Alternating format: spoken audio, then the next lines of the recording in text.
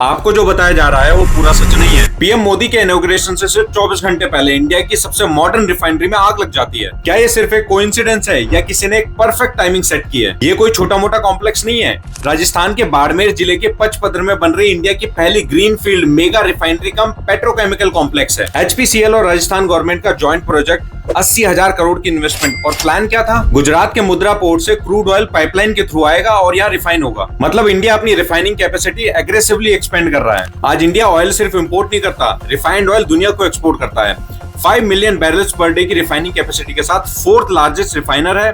और रिलायंस की Jamnagar refinery world's largest complex है और one of the bestest complex है। ये राजस्थान की नई रिफाइनरी हमारी रिफाइनिंग कैपेसिटी को इंक्रीज करने के साथ एनर्जी सिक्योरिटी और इंपोर्ट डिपेंडेंस कम करने के लिए बहुत क्रिटिकल है। लेकिन अचानक इनॉग्रेशन से सिर्फ एक दिन पहले फायर ब्रेक्स आउट। और ऑफिशियल रीजन क्या है?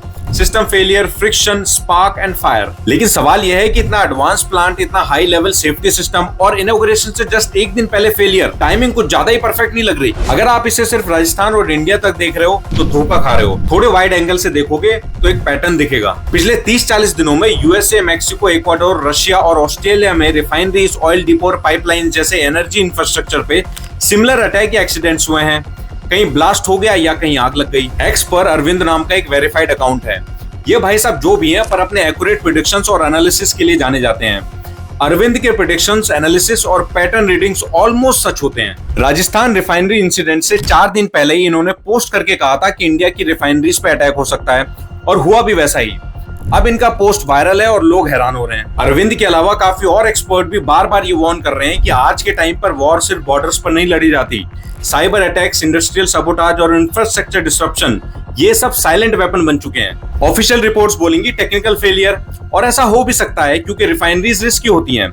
हाईली फ्लेमेबल हाइड्रोकार्बन होता है, हाई प्रेशर सिस्टम होते हैं, फायर इंसिडेंट्स हो सकते हैं। लेकिन इनॉग्रेशन के 24 घंटे पहले हाई सिक्योरिटी जोन में मल्टी लेयर सेफ्टी सिस्टम के बीच में और पैटर्न देखते हुए इसको सैबोटाज के एंगल से इन्वेस्टिगेट करना बहुत जरूरी है। इस सवाल की तह में जाने की जरूरत है कि क्या ये सिर्फ एक टेक्निकल फेलियर था या इंडिया के एनर्जी फ्यूचर पर ब्रेक लगाने की कोशिश।